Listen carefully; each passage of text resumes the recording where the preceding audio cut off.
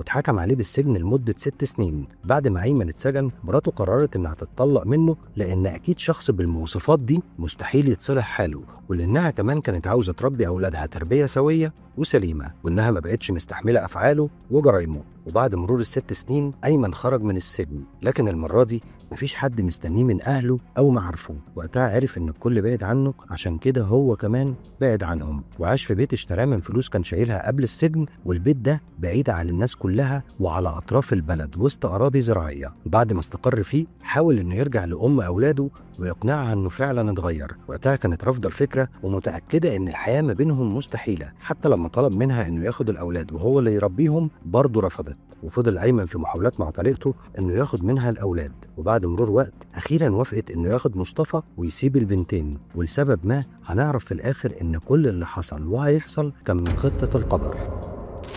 أيمن اتفاجئ بأن مصطفى كبر وبقى عنده 9 سنين، ده غير إنه اتفاجئ بأنه ولد مؤدب ومتربي. مش بس كده، ده كمان كان حافظ جزء كبير من القرآن. وقتها عرف إن أمه أحسنت في تربيته، وبسبب شخصية ابنه اللي أيمن فرح بيها وفي لحظة لوم ومحاسبة للنفس أيمن أعلن توبته وعدم رجوعه لطريق الحرام مرة تانية، وده خلى الكل يندهش. والتغيير ده خلى إخواته بدأوا يقربوا منه مرة تانية. وأيمن حاول كتير إنه يشتغل ومفيش حد عاوز يشغله، بس المرة دي ما فقدش الأمل لحد ما ربنا أكرمه ولقى شغلانة غفير في مكان بعيد عن بيته وقريته ووافق عليها. وكل اللي كان يهمه وقتها انه يوفر فلوس بالحلال. بعد كام شهر اخوات ايمن وبالتحديد احمد ومحمد اتكلموا معاه واقترحوا عليه فكرة الجواز للمرة التانية، لان مصطفى ابنه لسه صغير واغلب الوقت هيكون قاعد لوحده، فاكيد محتاج لرعاية واهتمام، وبالاخص وقت غياب ايمن عن البيت. اقتنع ايمن بكلام اخواته ووافق على الفكرة، بس ما كانش قدامه عروسة مناسبة ليه. اخواته قالوا له وقتها انهم يعرفوا واحدة ظروفها مناسبة لظروفه، وبما انهم هم اللي جوزوه اول مرة وكانت ست محترمة فاكيد اختيارهم المرة دي برضه هيكون كويس. بس اللي حصل كان العكس،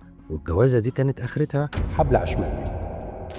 الزوجة التانية اسمها رانيا، مطلقة وعندها بنتين من طليقها، بنت اسمها جنى والبنت التانية اسمها نيرة. واخوات ايمن بحكم معرفتهم برانيا واهلها اشادوا باخلاقها وبسيرتها الطيبة، وايمن مش محتاج اكتر من واحدة محترمة تراعي ابنه، واكيد هو كمان هيراعي بناتها. ايمن اطمن اكتر لانه لاحظ وقت ما تقدم لرانيا انها عايشة في بيت عيلة واغلب قرايبها ساكنين قريب من بيت اهلها، وان علاقتها باهلها وقرايبها علاقة كويسة جدا. وكل الشواهد دي خلت ايمن في شهر اكتوبر سنة 2020 اتجوز رانيا، وبنات رانيا عاشوا مع امهم في نفس البيت، وايمن كان بيراعيهم وبيعاملهم كانهم بناته بالظبط.